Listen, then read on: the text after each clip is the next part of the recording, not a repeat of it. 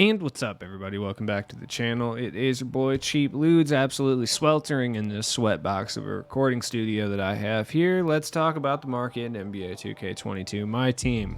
Market is interesting. Let's just say that. We got the SWISH forward packs, which had absolutely horrendous odds. If you haven't watched my pack opening, I suggest doing it if you want to be sad. I didn't open any of these equal chance packs, but you know what? We're going to go ahead and open the two that I'm allotted here just to see if maybe I get lucky. Maybe I get a dark matter out here. And I do. Please be Danny Granger so I don't have to spend $80K on him. That would be great. It's going to be Larry Johnson. I can feel it in my bones. It's Hakeem. Oh, looky there. Okay.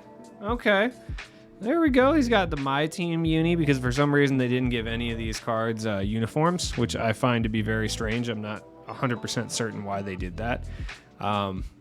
I just don't know why they didn't give them teams. You know, that doesn't make sense to me.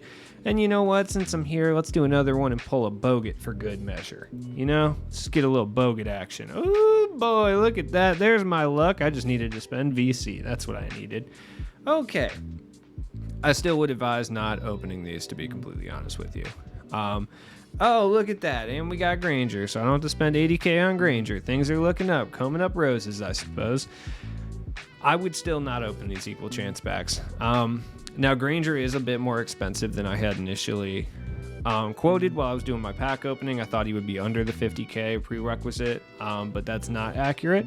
But for the most part, you know, you only have a 2 in 5 chance of getting a card that's actually over 50K. Larry Johnson, Sean Livingston, and Bogut over here are all going for under that. So just kind of take it into account. I probably only pulled these two cards because of how many of these packs I had opened with absolutely no success. So think about that. I also got this Premier pack. Now, I don't think it's worth opening these in any way, shape, or form for like a dark matter, but you know, let's go ahead and I just dropped everything that I have. Let's go ahead and open one just to show you what you would get out of these like horrible packs here. I'm guessing dark matter Russell Westbrook or a dark matter that I already have. Oh my God, it's literally Russ, I'm pretty sure. Wait, who is this? This is Derek? It's Derek. Okay. So, yeah, I mean, these packs are not worth it, right? You should not open these. 20K VC, you're going to guaranteed to get a dark matter, but is it going to be a dark matter that really matters? No. So, let's look at some cards. Let's start with the SWISH set, right, before we get too far into it. Andrew Bogut. Okay. All jokes aside, Bogut, I dislike Bogut for sure. But at the same time, you can get him for roughly, at the absolute, like, most, 2,800 to $3,000 at the absolute most for Bogut. And honestly, he's good for that price. Like, 7 foot tall, he's got a pretty big player build. He's not the fastest, but he moves okay. He's not going to ball handle at all. This Andrew Bogut is going to be a strictly 3-and-D center. The best way I can describe him is he is essentially, oh man, it's so far down. He's basically Larry Sanders, but with a better jump shot. Like, he does have jump shot 8, which is the same as like Yakuba Diawara, Dominique Wilkins, David Thompson. Is there another big man who has this release? No. Looks like it's just them. I mean, technically Gary Payton II has it. He's technically a center, but I mean, for that price though, 260, 7 foot tall, like catch and shoot corner specialist, brick wall, rim protector, clamps, interceptor, intimidator, like post move lockdown. He does have limitless spot up, downhill, quick first step. He's going to play very competent defense, and he's going to be a lights out 3-point shooter off the catch.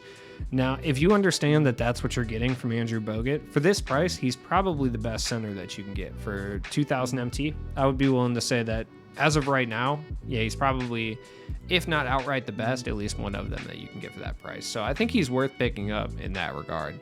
Like, Bogut's solid. I mean, the tendencies are there, the stats are there. He's not going to ball handle, but everything else he does is elite. You know what I mean? So I think if you're rocking an extreme budget squad and you want like a pretty competent center that's going to hold it down, like Bogut can do it. He can play the power forward too. He's not great, but is he going to be able to hold it down in a CPU capacity? For sure, yeah. Oh yeah, Christian Wood. I forgot. I was supposed to pick him up. Then we got Bojan. Bojan's kind of expensive just because, you know, he has to drop from TT or TTO. And, like, he's not terrible. He's 6'7", like, pretty decent player build. Jump shot 75, so he's basically like a Pascal Siakam clone. Jaylen Brown, Ingram, same jump shot for all of them. Catch and shoot, corner specialist, clamps, pickpocket, intimidator. He's going to have blinder, circus, limitless, and chef. Jump shot 75 is okay. Same dribble moves as Giannis, so not the greatest, but okay. And it's Bojan's pretty good, but the fact of the matter is there's no real reason to pick this card up because even at his own gem tier, Larry Cannon is significantly better and he's way cheaper. So I would even be willing to say Jaden McDaniels is right there, if not outright better than him as well. So something to think about. And if you do want to pick him up, just wait. People all week are going to be pulling him. He'll be down at 8K faster than you'd realize. Next up, Sean Livingston. And I stand firm, Sean Livingston is very good. He's a premier budget point guard. You can get him for right around 7K, which I think is a very good steal for him. He does not have the fro in game, which is disappointing, but 6'7", quick dribble style, Wiggins behind the back, which is disappointing. I mean, some people like it. I just personally don't. His dribble moves, I do leave a little bit to be desired, but jump shot 27, which only he has, is actually really clean. And I mean, he's got pretty much every badge in the game, realistically. He doesn't really need all that much. Mouse in the house is helpful, especially if you run into a smaller point guard, certainly.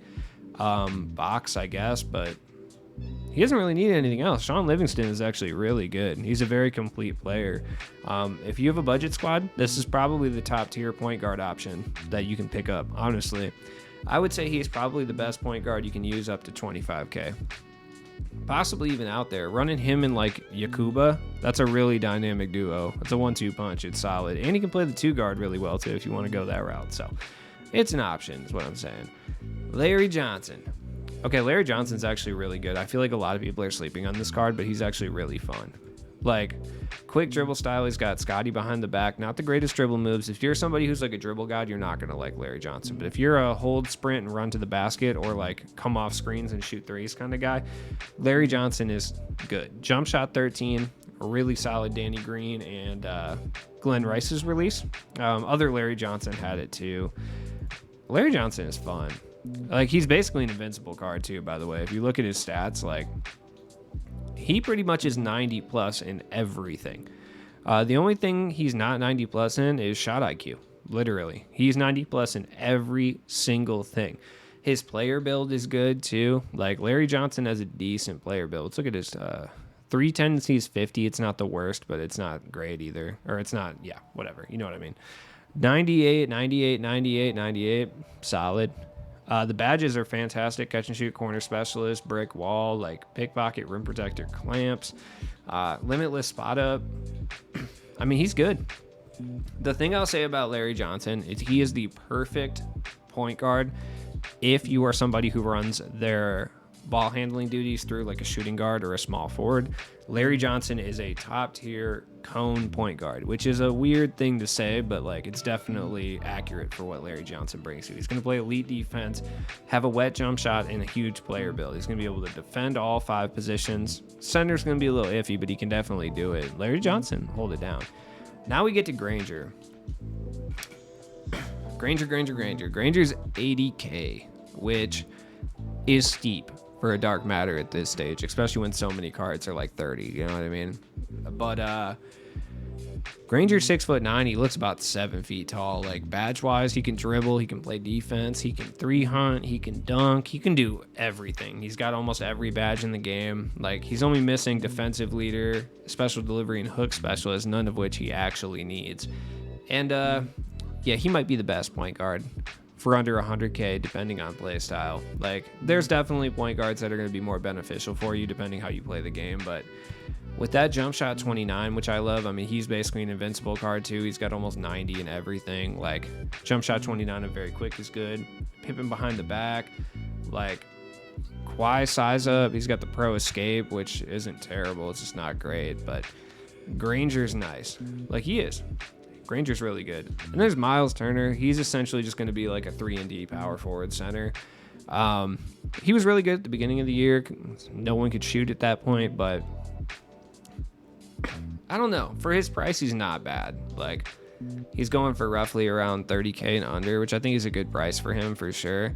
So he's definitely a very good budget big man. I just feel like there's guys who are better. Like Marc Gasol is better than him, and they're about the same price. You know what I mean? I would say Marc Gasol's better. Nate Thurman's better at the power forward, right? So there's better options for right around the same price. Then we got Hakeem. Hakeem has Gallo base, so he's actually like a top tier center in this game, and he's about 100K. He's probably less, probably like 80 at this point. And I think he's worth that price. He's probably the best center you can buy for under 100K, straight up. Like, is he going to be a dribble god? No, absolutely not. Not like he can't move. I mean, he kind of can. His dribble moves aren't terrible. Like, he's got quick dribble style. He's got Harden's behind the back. So, damn, I didn't realize he can move like that. He's actually decent. The Gallo base is going to be really, really slick on him as well. Shooting badges aren't great. He doesn't have chef and circus trees, and clutch shooter, but everything else is fine, honestly. Like, this card is the best center for under 100K, I would say. It's probably a combo. Him, Mo Bamba, and Kristaps are probably 1, 2, 3 right there. I would say, honestly, though, I would say Pau is up there, too. Pau is really good. Everyone's kind of sleeping on him. So far, it appears you'll be able to lock this set in for right around roughly $1 million MT or so, which I think is, depending on the prize, might be kind of a steal. It just really depends what the actual prize is, because I don't know. Like, Giannis is still like 200-300K, like, you know, LeBron's 150-200K, and then Kareem's about 200K. So I mean, right there you're sitting at about 600K, and then the rest of them you could probably pick up for about 4. So I don't know, and it depends what else they drop. I would be willing to say Tim Duncan, probably Wilt, or Bill Russell, and then I don't know who the last one's going to be. But it might be worth it, but we're going to see. We're going to see exactly what it is. Oh, yeah, and MJ is kind of expensive, too. I forgot about him. He's like 300K. So, yeah, it's going to be about 1.4 billion. 1.5, roughly. On the high side, I mean, it could be closer to a regular mill, but I think it would be closer to like 1.5 to lock it in. So it's tough. Now let's look at some other guys that have taken a big price dip. Kristaps, now we got 2 better centers than Kristaps, or at least right on the same tier as Kristaps for under 100K, but he's still over 100K for some reason, which is kind of crazy. I'm probably going to sell Kristaps, and it kind of breaks my heart to do so. But I really like Mo Bamba, and Hakeem's here, and I'll use Hakeem. You know what I mean? So it breaks my heart that I'm going to have to do that, but I really do at this point. Zach LaVine, I think, is really cheap because he was in those little packs that came out yesterday. Paul George, I don't think was in there. Yeah. I think Blake was in them as well, so Blake's probably dirt cheap at this point. Yeah, Blake's pretty cheap. Obviously, the takeoff guys were in there. So I want to say, in addition to Glenn Rice, Draymond Green was probably in there. I think Derrick Rose obviously was in there. Tatum's in there. So I think a lot of people got Derrick Rose, which kind of sucks, but I'll save him for an exchange next season. It is what it is. So, I mean, there's definitely some cheaper options. I don't know what else was in there. I'm guessing they're just a bunch of older ones. So probably Magic was in there. No, Magic wasn't. Maybe Harden, who I kind of forgot existed. I mean, he's under 100K, but he wasn't in there. I'm wondering who else was in these packs. Oh, yeah, I think Zion was in there. Zion was in these packs, and honestly, he's really good for this price. But at the same time, like, is he better than Larry Cannon? I don't know. I truly don't know. Larry Cannon's kind of fire. I don't know if he's better than Larry Cannon. Larry Cannon's pretty nice, dude. I'm sorry. If you haven't tried Larry Cannon and Jarrett Wallace are like the 2 top tier budget wings in this entire game. They're both phenomenal. So maybe, you know, try those guys out. I'm shocked they didn't put Kawhi in here. This Kawhi's still 150. It's so crazy. Oh yeah, it looks like Big Shaq Diesel was in these packs as well. Luka definitely wasn't. Is Steph in there? I'm trying to think of who else might have been in there. Kareem maybe? No, Kareem's a buyout, but he wasn't in there. Yeah. I forgot I had this Hakeem too. I have like all the Hakeems. I should sell them, but whatever. Collector level is collector level, you know. As always, it's been your boy Cheap Ludes. You know, we got a bunch of challenges that I haven't done. All these skill challenges, like for free packs, so you probably won't get anything out of. Like I still haven't done them. It seems like a lot of work, which is why I haven't done them. But you know, you should do them if you got the time. You know, it's a free pack. Like I said, probably won't get anything, but it's worthwhile. You know what I mean? Then we got the locker code. Maybe you can get Miles or Bojan. I still have yet to get any of the players, so I'm not really holding my breath on that one.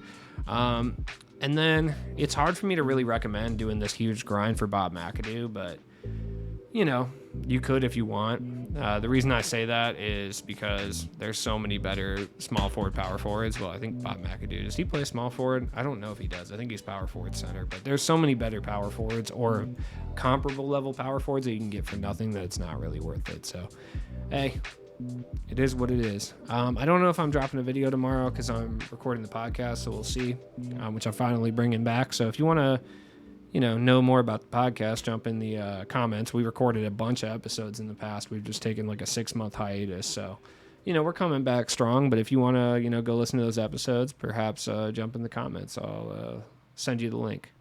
Peace.